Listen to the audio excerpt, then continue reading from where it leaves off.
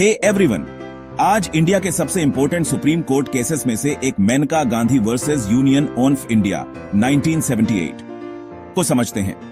अगर आप Indian citizen के तौर पर अपने राइट्स की परवाह करते हैं तो यह केस जानना बहुत जरूरी है। तो चलो सीधे इसमें उतरते हैं। बात 1977 की है। मेनका गांधी, जो एक जर्नलिस्ट और एक्टिविस्ट थी, उन्हें एक नोटिस मिला। इंडियन गवर्नमेंट ने अचानक उनका पासपोर्ट जब्त कर लिया बिना किसी एक्सप्लेनेशन के। सोचो, एक दिन आप ट्रैवल कर सकते हो, अगले दिन नहीं कर सकते, लेकिन कोई आपको बताता नहीं क्यों। नेचुरली मेनका गांधी ने इसे सुप्रीम कोर्ट में चैलेंज किया। मेन सवाल यह था, क्या गवर्नमेंट आपकी पर्सनल लिबर्टी जैसे आपके ट्रैवल करने का राइट बिना कोई रीजन दिए रोक सकती है? असली लड़ाई यहां इंडियन कॉन्स्टिट्यूशन के आर्टिकल 21 के बारे में थी, जो यह गारंटी देता है कि किसी को भी लाइफ या पर्सनल लिबर्टी से डिप्राइव नहीं किया जाएगा except by procedure established by law. लेकिन यहां ट्विस्ट है। प्रोसीजर एस्टैब्लिश्ड बाय लॉ का असल में क्या मतलब है? क्या यह गवर्नमेंट के लिए सिर्फ एक लॉ होना इनफ है, या उस लॉ को खुद फेयर होना चाहिए? गवर्नमेंट ने आर्ग्यू किया, हे, जब तक एक लॉ है हमने कुछ गलत नहीं किया। लेकिन मेनका गांधी और उनके लॉयर्स ने कहा, होल्ड ऑन, लॉज को खुद जस्ट, फेयर और रीजनेबल होना चाहिए।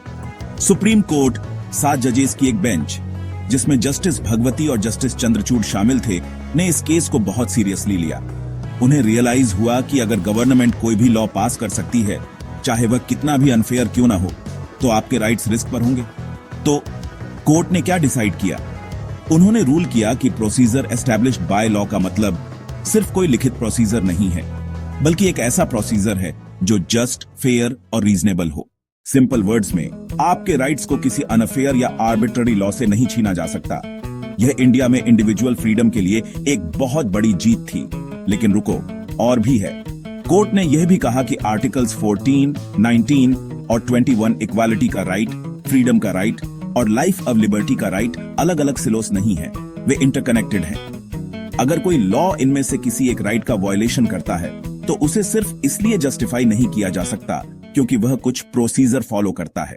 एंड में मेनका गांधी के केस ने इंडिया में फंडामेंटल राइट्स के पूरे इंटरप्रिटेशन को बदल दिया। इसने पर्सनल लिबर्टी के मीनिंग को एक्सपैंड किया और यह एंश्योर किया कि गवर्नमेंट आर्बिट्ररी या अनजस्ट तरीके से एक्ट नहीं कर सकती।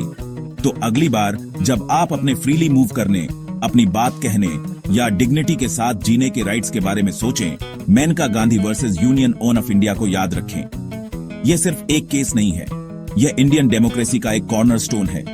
अगर आपको यह एक्सप्लेनर यूजफुल लगा तो लाइक, शेयर और ज्यादा लीगल इनसाइट्स के लिए सब्सक्राइब करें।